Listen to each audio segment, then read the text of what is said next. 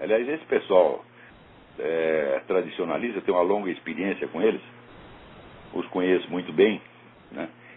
E sei como é que eles fazem com aqueles que eles não poderiam enfrentar no terreno intelectual. Principalmente essa tarica do Sr. Suon. O hábito ali era o seguinte: se eles têm alguma coisa contra você, eles fazem um assédio judicial, arrumam um monte de testemunha falsa e te criam uma dor de cabeça judicial durante anos. Isso fizeram inclusive comigo. Apresentaram 8 testemunhas falsas, isso vai fazer o quê? Mais de 20 anos atrás. Apresentaram 8 testemunhas falsas, me imputaram um crime que eu não havia cometido e me deram dor de cabeça durante 6 anos. Dor de cabeça e despesas, evidentemente, né? E, felizmente, é claro, eu saí vencedor do processo, saí totalmente inocente, porque eu tinha provas documentais.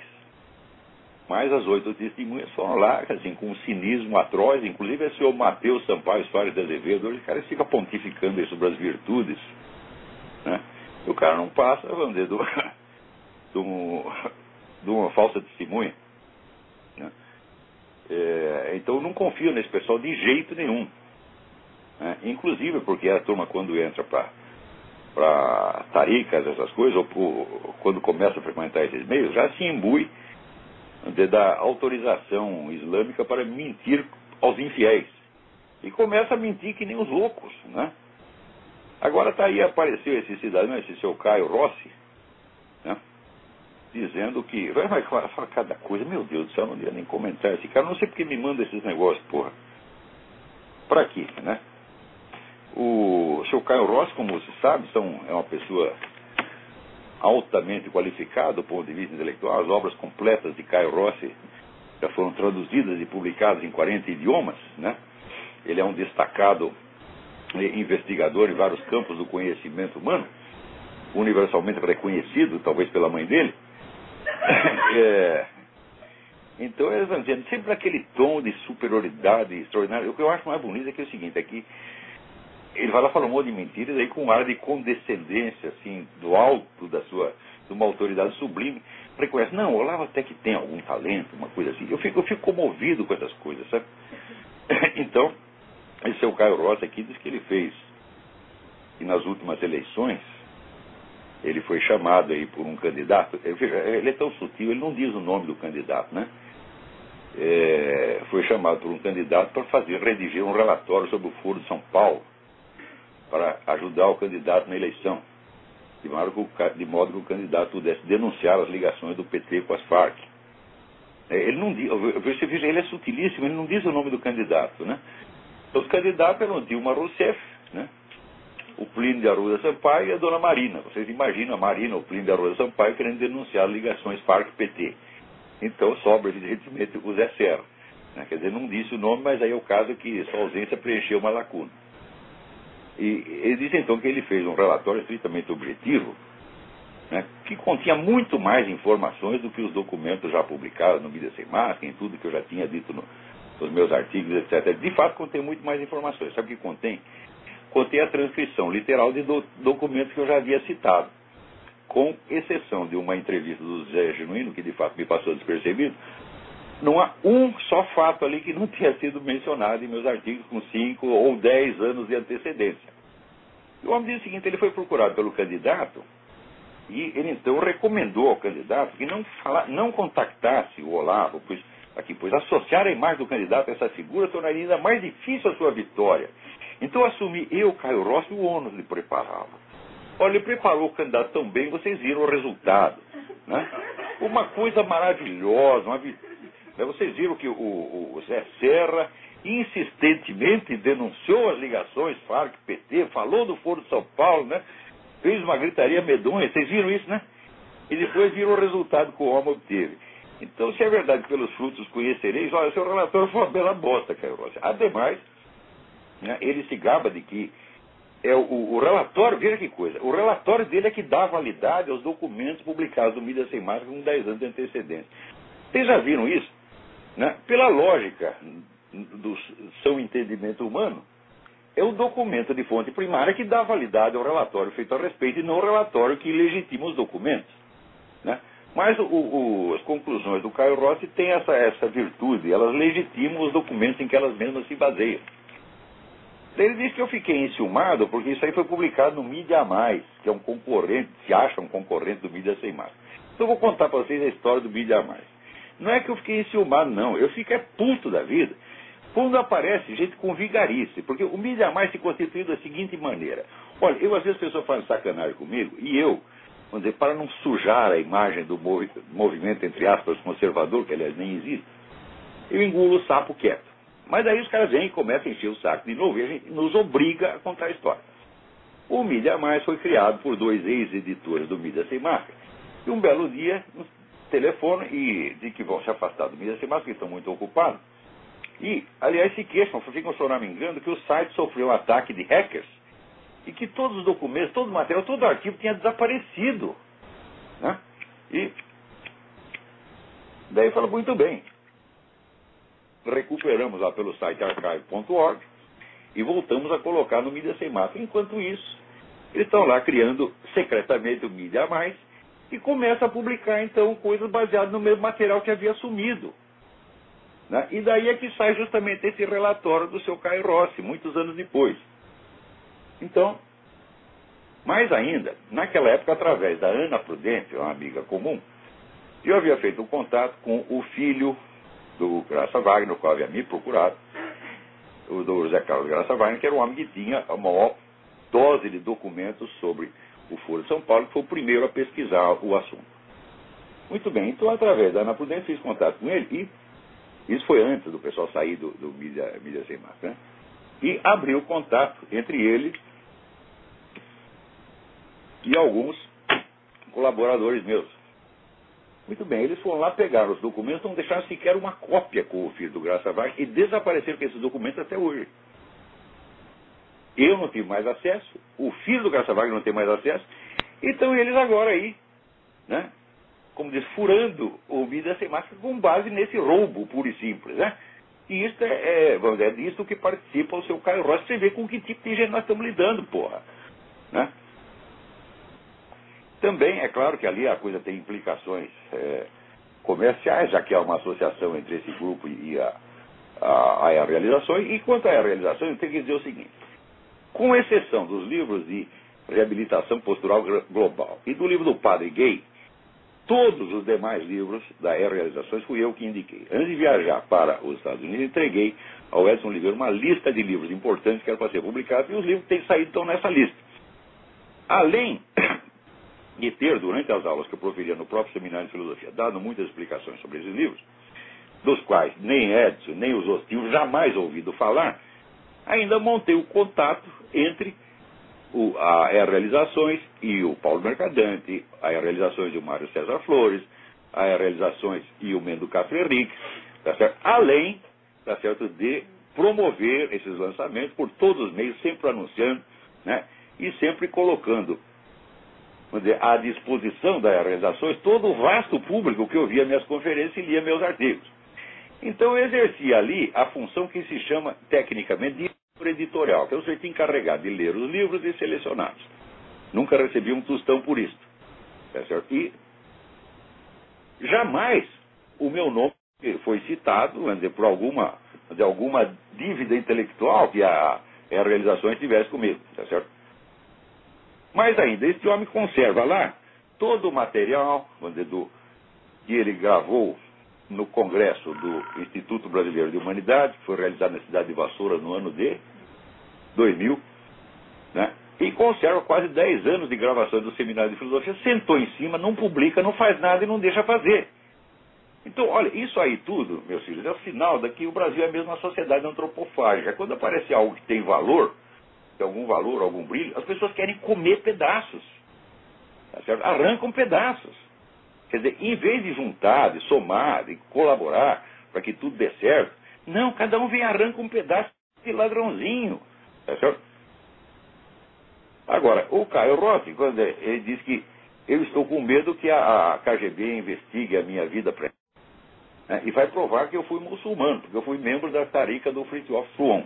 Olha, eu já disse 1000 vezes, e tem aqui as cartas do Fluon, cartas do Martin Links, dizendo que aquela tarica tinha uma posição especial no contexto das outras taricas, sendo inclusive muito criticada pelas outras, por admitir pessoas de outras religiões.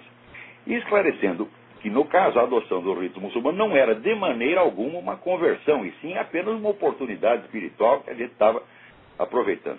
Tudo isso aí, essas cartas ainda vou publicar um dia. Vou esperar que os interessados... Fuon já morreu, Martin Lins também já morreu, mas tem lá mais gente viva. Então vamos esperar que morram todos, e daí nós publicamos isso aí. Mas o Caio Rossi aqui está, vamos dizer, ele acha que para a KGB seria uma grande novidade. Né? Como se a KGB não tivesse a lista de todos os membros da tarica do Fritjof Schuon e de qualquer outra tarica que opere no Ocidente.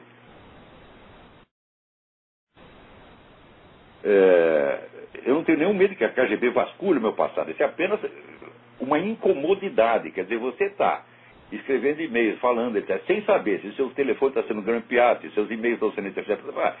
É uma encheção de saco de qualquer maneira, ainda que os caras não descubram porra nenhuma. A gente tem o direito à privacidade, não porque esteja escondendo alguma coisa, não porque esteja aqui fazendo surubas na minha casa, né? Ou esteja fazendo ritos islâmicos no canil, tá certo?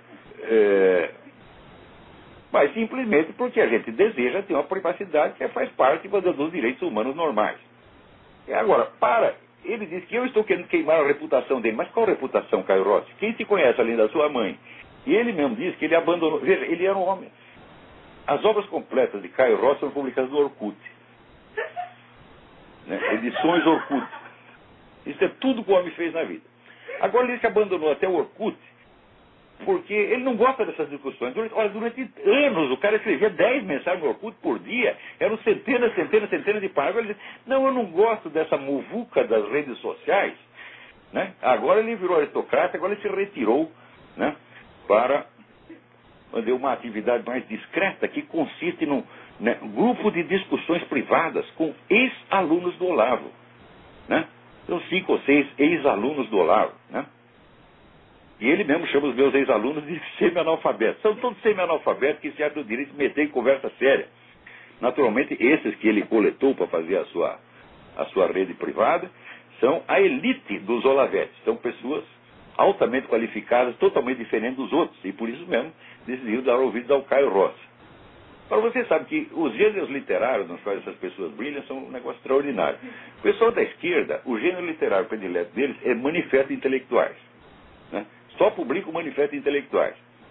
E no pessoal da direita, o gênero literário que eles praticam é grupo privado de discussões, onde eles podem fazer fofoca pelas costas dos outros sem que ninguém saiba. Feliz ou infelizmente, cada um desses grupos sempre tem lá algum espírito de porco que me manda tudo e eu fico sabendo de tudo que estão falando de mim pelas costas. É um negócio incrível. Eu sei que tu acha que está lá na maior privacidade, mas é que nem a história do português que queria fazer a suruba em casa e mandou instalar um vidro fumê, só que ele pôs o vidro fumê ao contrário. De maneira que ele não via que ele estava lá fora, mas estava todo mundo do outro lado da rua vendo lá a suruba do português. Isso aí é um grupo privado do Caio Rossi e outros tantos grupos. Né? Todo esse material sempre chega na minha mão. Às vezes eu não abro, por quê? Porque já falei que aqui chega a 700 e-mails por dia, não dá para acompanhar tudo. Mas de vez em quando ele fica sabendo dessas coisas. Agora, para vocês verem um nível de críticas que o senhor Caio Rossi me faz, ele diz o seguinte, ele diz, olha, o meu casamento na Igreja Católica não é válido, porque eu tinha casado com a minha primeira esposa na Igreja Católica. Ele insiste nessa história. E olha aqui, o Caio Rossi, você não sabe merda nenhuma de Igreja Católica. Todos os casamentos realizados na Igreja Católica são registrados na Cúria Metropolitana. Estão lá. E o que você está fazendo? Você está tentando prejudicar a minha família agora. Você está tentando me jogar contra a minha mulher, dizendo que eu casei em segredo com a outra na Igreja Católica e não contei para ela. Isso aí é crime. Eu posso te pôr na cadeia por causa disso, seu filho de uma puta. Se você diz que eu casei na Igreja Católica com a primeira mulher, você vai ter que ir lá na Cúria Metropolitana e arrumar a prova do que tu está dizendo. Tá certo? Essa prova não existe. Porque eu jamais me casei na Igreja Católica com a minha primeira mulher. Na época eu não estava ligando para a religião. Tá certo? Agora, ele acha que isso é muito incoerente, porque eu tinha dito com o Rafael Dyer, que se fazia de cristão ortodoxo, era na verdade um muçulmano que era mesmo de uma tarica. E ele disse, olha, mas... então quer dizer, você quando está na tarica, você é católico, mas continua católico, mas o Rafael Dyer não pode. Eu digo, olha, meu filho, a tarica do Schwon era uma tarica diferente das outras, feitas para uma finalidade específica, que era a de introduzir essa influência das taricas no meio intelectual ocidental, na elite intelectual ocidental. Então, para isso, ela se permitia coisa que as outras taricas não se permitem. Ele tinha grupos cristãos ortodoxos, tinha grupos budistas, tinha grupos católicos. Tá aí o seu Mateus Azevedo é membro da tarica e nunca praticou um rito islâmico. Alguns ele mandava praticar o rito islâmico, outros não. Eles ficavam com a cabeça do sheik, que mandava em tudo.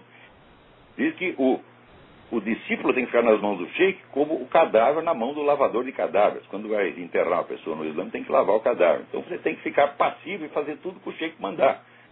Né? O sheik, inclusive, ele se permitia dar tanto palpite na vida privada que ele limitava o meu número de cigarros a 8 por dia. Vocês viram que coisa horrorosa. Né? Né? Inclusive determinava assim que, por exemplo, eu me lembro que tinham regras, você não podia ter móveis de madeira escura. Né? Você não podia ter livros à mostra, você tinha que fechar todos os seus livros e cobrir com a cortina, e assim por diante. Quer dizer, uma estética que ele inventou e que ele impunha aos caras. Aliás, essa tarica do Schwon, meus filhos, esse pessoal, puta que pariu. O Schwon, eu não tenho a menor dúvida, o Schwon é um escritor espiritual maravilhoso, maravilhoso. Mas ele, como pessoa, meus filhos, em verdade vos digo, era um bosta. É? Por quê? Armou fofoca entre eu e os outros, usou o mesmo processo de assédio judicial contra mim, que é uma coisa de uma covardia e de uma baixeza fora do comum. É? Quer dizer, inventaram lá um negócio, e se eu não tivesse as provas documentais de que os caras estavam mentindo, eu ia pra cadeia por algo que eu não fiz. Né? Então, apareceu a mulher lá dizendo que tinha deixado um dinheiro comigo para eu comprar uma passagem para ela para os Estados Unidos. Né?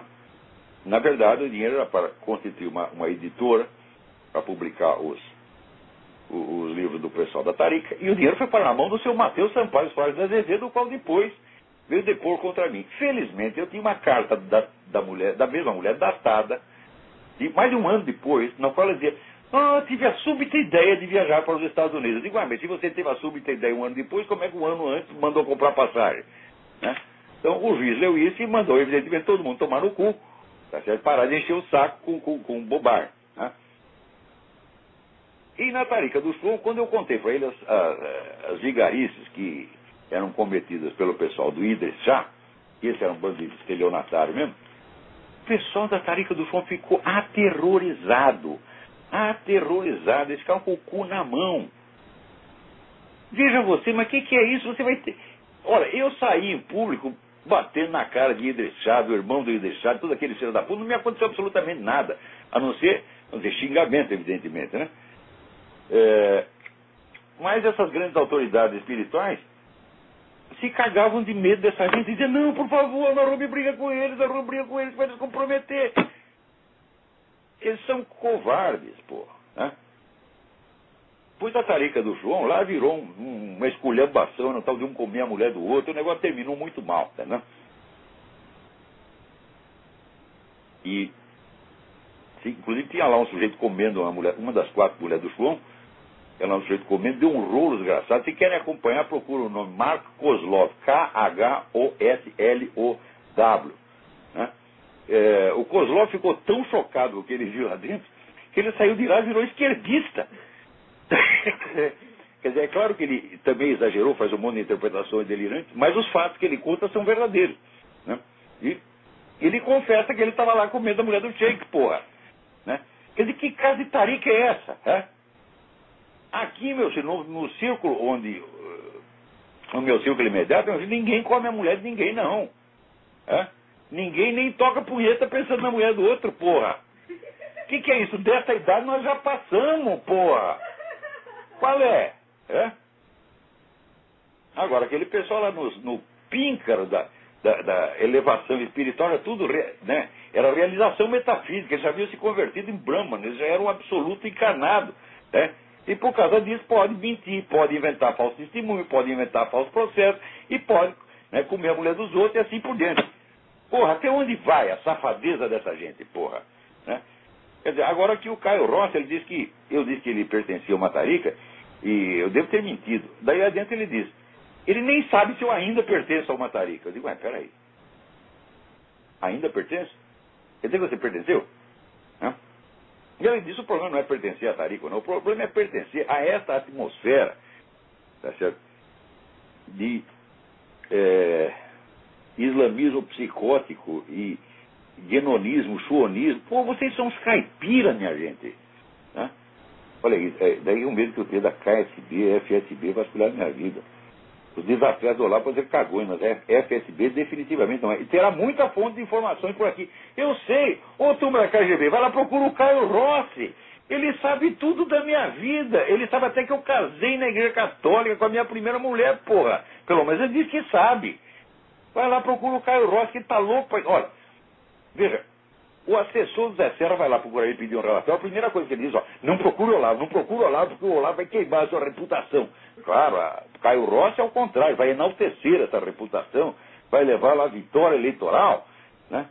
Puta que pariu, até onde vai isso, minha... Então, Caio Rossi, se tu insistir nessa merda de que eu fui casado na igreja católica com a minha primeira mulher, eu vou te meter um processo, vou te colocar na cadeia, que é o lugar de gente como você. Tu é um vagabundo, mentiroso, salafrário, tá certo? Tu não vale um peido, né? Tu vive desses fofocas. Há muito tempo eu publiquei no meu site um texto do José Engenheiros chamado Roedores da Glória. Vocês vão lá e leem, é o retrato vivo do Caio Rossi e dessa gente. Nunca fizeram merda nenhuma na vida, não tem realizações, não tem obra para mostrar, nunca ajudaram a ninguém na vida, não fizeram merda nenhuma, mas eles têm que roer a reputação dos outros. Tentando dizer que eu quero estragar a reputação dele, mas Caio Rossi, faça uma reputação antes disso, porra. Né? No oculto não vale, meu filho.